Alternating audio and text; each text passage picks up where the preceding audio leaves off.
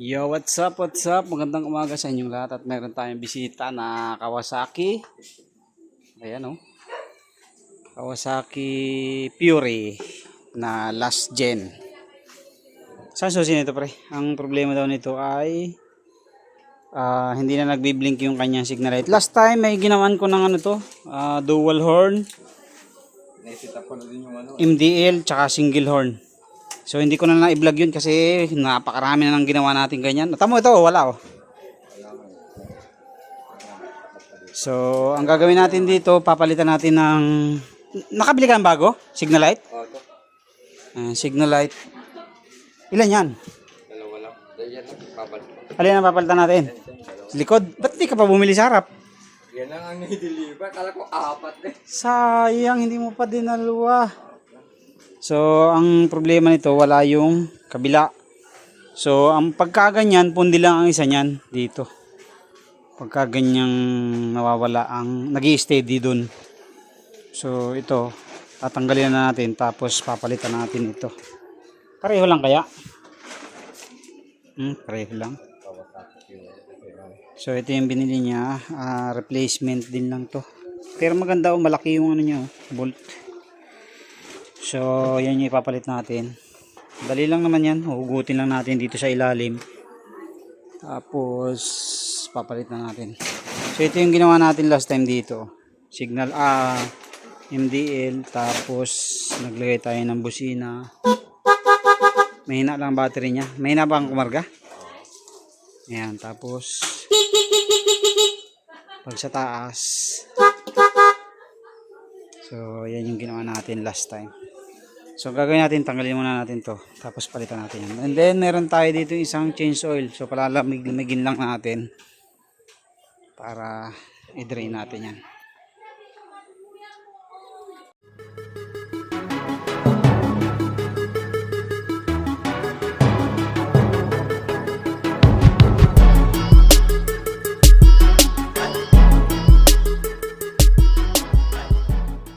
DITV, let's go!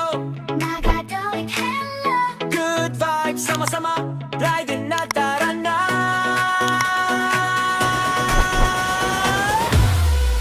Pandemic, ang simula, DIY ang sandata, motor ang paborito, ayusin walang biro, kay di ka matuto, tips na siguradong totoo, bawat vlog may aral, good vibes sa lahat.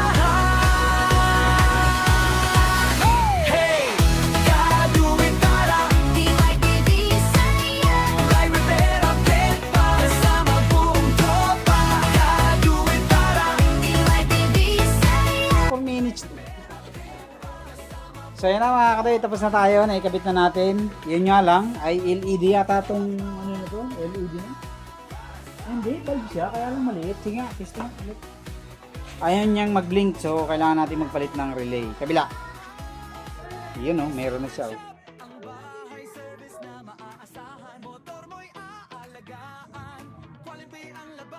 So, papalit tayo ng relay para mag-blink yan.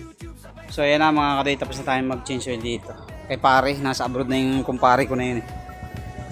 Kaya yung kanyang pamangkin na lang nag-aasikaso. So, change oil natin kasi medyo matagal na itong change oil.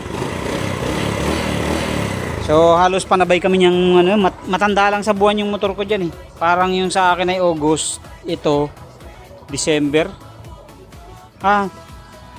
December pala yung akin, December 2007, tapos ito mga August 2008. Halos panabay kami yan. Yung wave ko na yan mga kadit, yan may takbo. Okay. So yan mga kadit, ito yung relay nya. Kasi ayaw nga mag-blink, kailangan natin palitan. So hinahanap natin kasi medyo matagal na tayo hindi nakakapagawa ng Fury. Madalang talaga ito eh.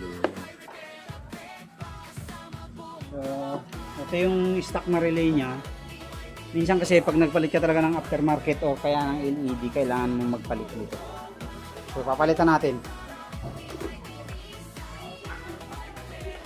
So, ito ipapalit natin. Itong Kimuro. Kahit mga ganitong flasher lang mga kadoy, ito okay na to. Kahit yung mga basta aftermarket na flasher. So, subukan muna natin. Sige nga pre, testing. Oh, yun. Kabila. Ayun. So yan na mga kadit, nagbiblink na siya, isa pa. Oh. So ganun lang mga kadit, pagka hindi siya nagblink at once na nagpalit kayo ng signal light o kaya ng bulb na LED at hindi nagblink, so kailangan yung palitan yung stock na flasher relay. So kahit anong aftermarket na flasher relay, pwede yun.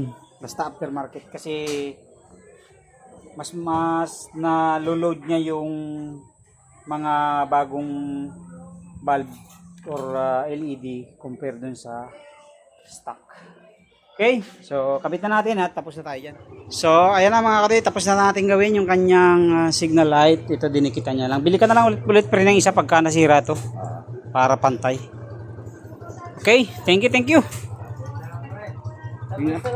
Oh, sige oh, dalhin mo na lang sa Lunis. Para may hawak ka ba? Oo. Sige. Thank you.